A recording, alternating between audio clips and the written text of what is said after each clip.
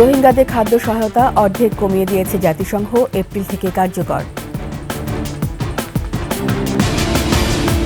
পাকিস্তান থেকে 26,000 টন চাল নিয়ে চট্টগ্রাম বন্দরে এসেছে জাহাজ। ইফতারের 2 টুকরো কমলার জন্য এতিমখানায় নির্যাতন, দগদগে ক্ষত নিয়ে হাসপাতালের শিক্ষার্থী।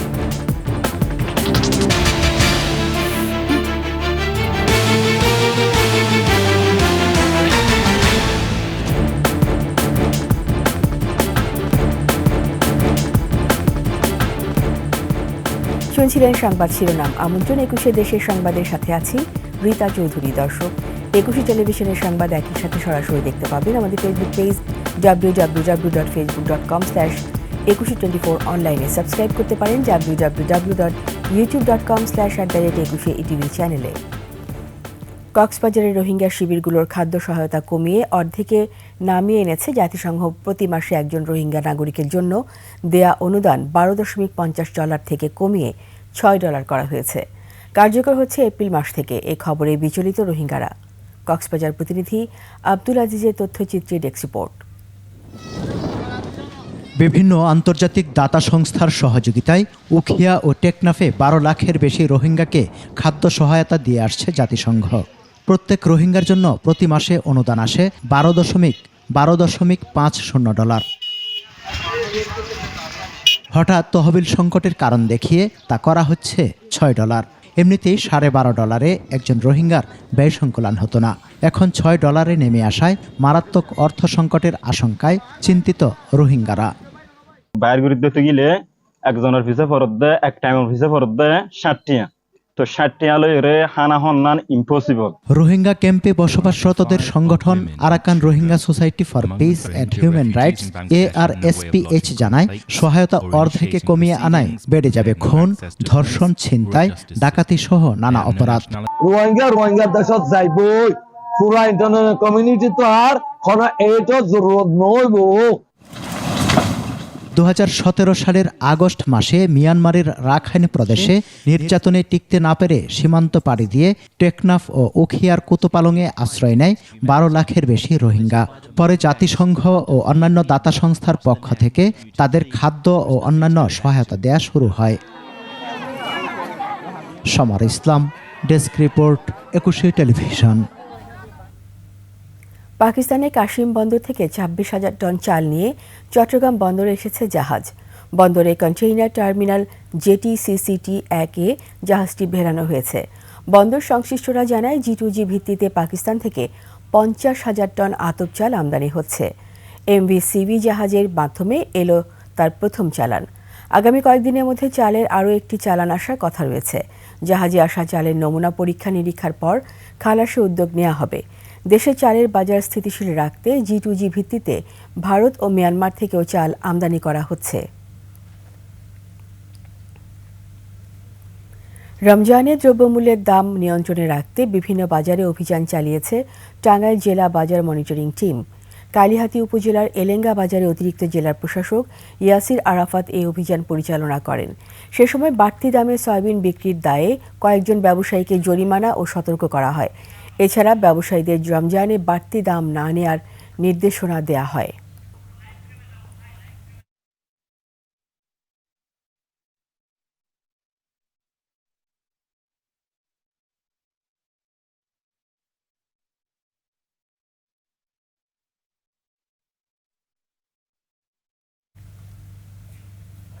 রাজধানী ইফতার বাজারে আছেন সহকর্মী মানিক শিকদার। যুক্ত হচ্ছি তার সাথে। মানিক, কেমন দেখছেন ইফতার বাজার?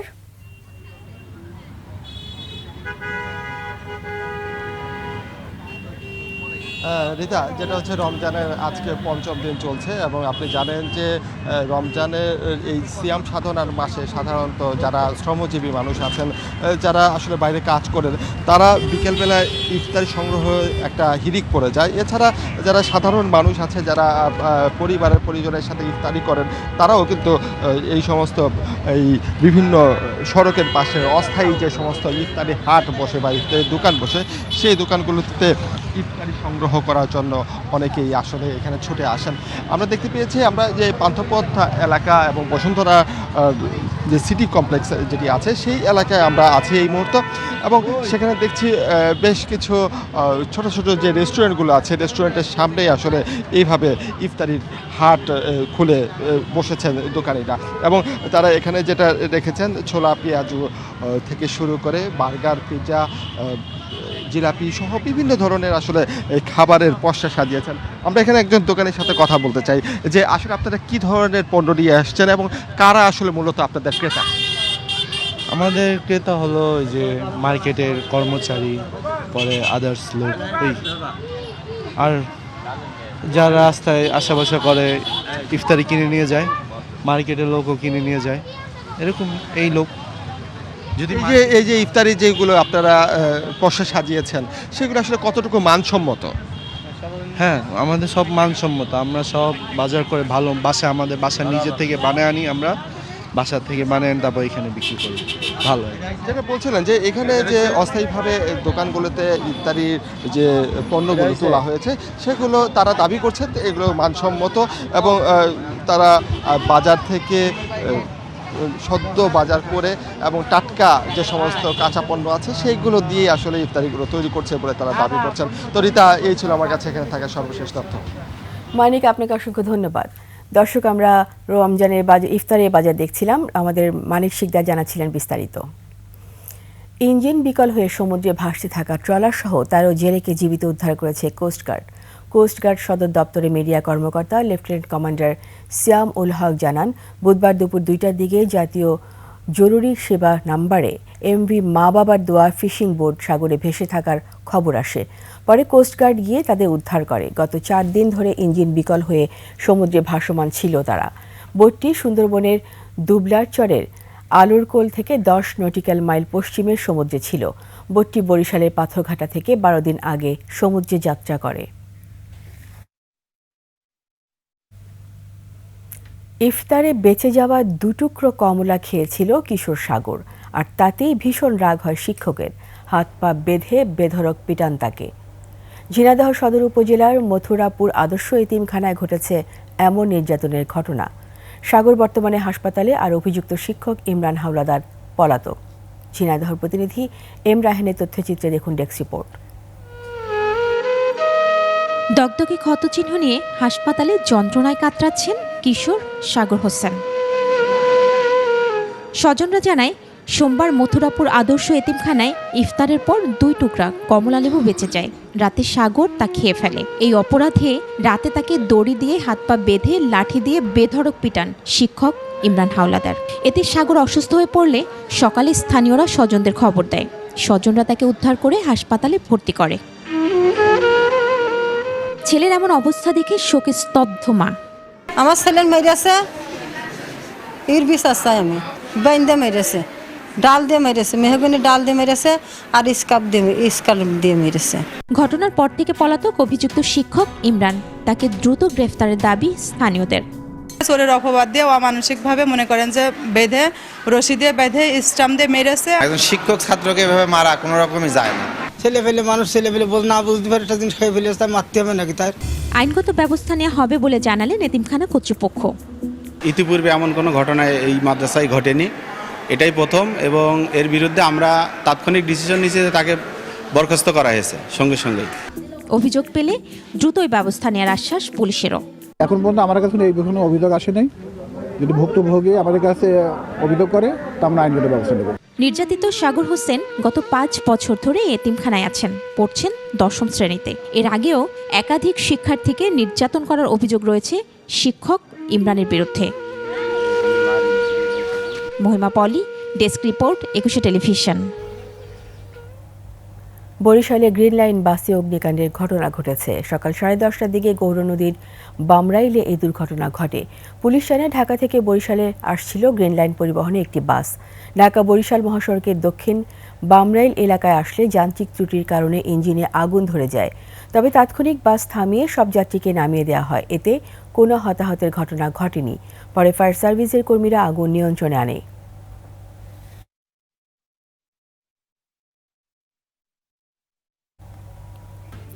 মূল্যস্ফীতির সঙ্গে মিলিয়ে দেনমোহর পাবেন বাদী, এমনই রায় দিয়েছেন কুমিল্লার পারিবারিক আদালত। আইনজীবীরা বলছেন এই প্রথম দেনমোহর নিয়ে এমন ব্যতিক্রমধর্মী রায়। কুমিল্লা প্রতিনিধি হুমায়ুন কবির রনির তথ্যচিত্রে ডেস্ক রিপোর্ট। 2022 সালে কুমিল্লার চান্দিনার ইব্রাহিম খলিলের সাথে বিয়ে হয় একই উপজেলার সুমাইয়ার। বিয়ের সময় দেনমোহর ধরা হয় 2.5 লাখ টাকা। পরবর্তীতে সুমাইয়াকে তালাক দেন খলিল। পরে দেনমোহর ও ভরণ পোষণ চেয়ে পারিবারিক আদালতে মামলা করেন সুমাইয়া। শুনানি শেষে কুমিল্লার পারিবারিক আদালতের বিচারক শেখ সাদি রহমান এ মামলার রায় দেন। রায়ে মূল্যস্ফীতির সাথে সমন্বয় করে বাদীকে দেনমোহরের 2,62,000 টাকা দেওয়ার আদেশ দেওয়া হয়। আমরা সন্তুষ্ট, আদালত 3,50,000 টাকার একটা ডিগ্রি দিয়েছে। হ্যাঁ, 3,25,000 টাকা ডিগ্রি দিয়েছে এবং আমাদেরকে সময় দিয়েছে 15 দিনের মতো। এর মধ্যে আমরা ডিগ্রিদের মোকদ্দমা করবো টাকার জন্য তাড়াতাড়ি। 15 দিন পরে গিয়ে আমরা ডিগ্রিদের জন্য মোকদ্দমা করবো। আইনজীবীরা বলছেন অবহেলিত নারী সমাজের জন্য এটি যুগান্তকারী রায়। এই ধরনের যুগান্তকারী রায় যদি দেয় তাহলে আমাদের সমাজে শান্তি শৃঙ্খলা ফিরে আসবে। বিশেষ করে যাদের স্ত্রী, তাদেরকে নির্যাতন করা হচ্ছে, বিভিন্ন তাদের হয়রানি করা হচ্ছে এবং ভরণ পোষণ থেকে তাদেরকে বঞ্চিত করা হচ্ছে, তারা এই বিষয়টা নিয়ে অনেক সচেতন হবেন। এই রায় যদি যত দ্রুত কার্যকর করা যায় তাহলে সেই নারী তার অধিকার ফিরে পাবে এবং ভবিষ্যতেও নারী সমাজ তাদের অধিকার ফিরে পেতে, আদালতের দ্বারস্থ হতে, বিচার পেতে তারা উৎসাহিত হবে। 15 কার্য দিবসের মধ্যে নির্দিষ্ট টাকা পরিশোধ করারও আদেশ দিয়েছে আদালত। Khurshid Alam, desk report, 21 television. মৌলভীবাজারে বড়লেখায় 3 বছরের শিশু ধর্ষণের মামলায় আটক রেদওয়ান হোসেন আরিফকে কিশোর সংশোধনাগারে পাঠিয়েছেন আদালত। আর শিশুটিকে উন্নত চিকিৎসার জন্য Sylhet MAG Osmani medical college হাসপাতাল থেকে একটি বেসরকারি হাসপাতালে পাঠানো হয়েছে। মৌলভীবাজার প্রতিনিধি বিকুল চক্রবর্তী তথ্য ছবিতে দেখুন ডেস্ক রিপোর্ট। মৌলভীবাজারের বড়লেখা গাজীটেকা এলাকায় 3 বছরের শিশুকে ধর্ষণের মামলায় 17 বছর বয়সী রেদওয়ান হোসেন আরিফকে আদালতে হাজির করলে শুনানি শেষে তাকে শিশু শোধনাগারে পাঠানোর নির্দেশ দেন আদালত। গত সোমবার বড়লেখা পৌরসভার গাজীটেকা এলাকায় 3 বছরের এক শিশু কন্যা তাদের বাসার নিচে চকলেট কিনতে গিয়ে ধর্ষণের শিকার হয়। রাতেই ভুক্তভোগীর মা বাদী হয়ে মামলা করলে অভিযুক্ত রেদওয়ান ইসলাম আরিফকে গ্রেফতার করে পুলিশ। ঘটনায় জড়িত অপরাধী রেদওয়ান আরিফকে দ্রুততার সাথে গ্রেফতার করতে সক্ষম হই। যথাযথ প্রক্রিয়া অনুসরণ করে তাকে আমরা কোর্টে সোপর্দ করি। গুরুতর আহত শিশুটিকে চিকিৎসার জন্য Sylhet MAG Osmani medical college হাসপাতাল থেকে একটি বেসরকারি হাসপাতালে স্থানান্তর করা হয়েছে।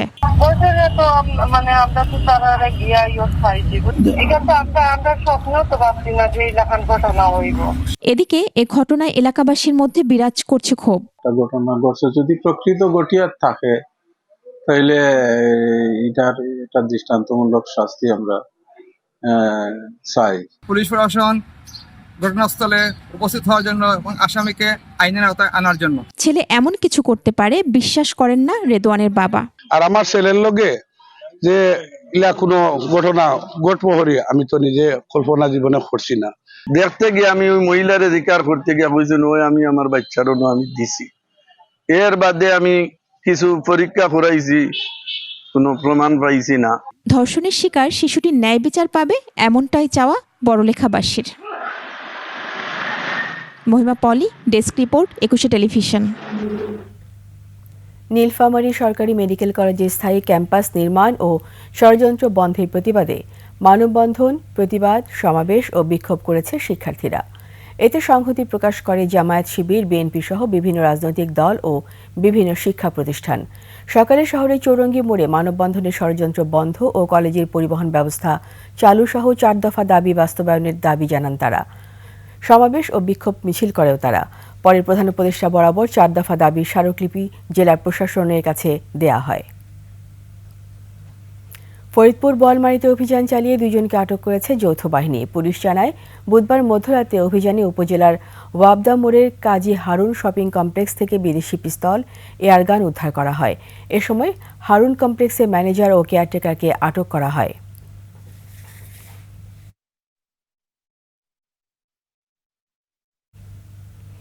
এরই সাথে শেষ করছি 21 দেশের সংবাদ। যাবার আগে সংবাদ শিরোনামগুলো আরও একবার। রোহিঙ্গাদের খাদ্য সহায়তা অর্ধেক কমিয়ে দিয়েছে জাতিসংঘ, এপ্রিল থেকে কার্যকর। পাকিস্তান থেকে 26,000 টন চাল নিয়ে চট্টগ্রাম বন্দরে এসেছে জাহাজ। ইফতারের 2 টুকরো কমলার জন্য এতিমখানায় নির্যাতন, দগদগে ক্ষত নিয়ে হাসপাতালের শিক্ষার্থী।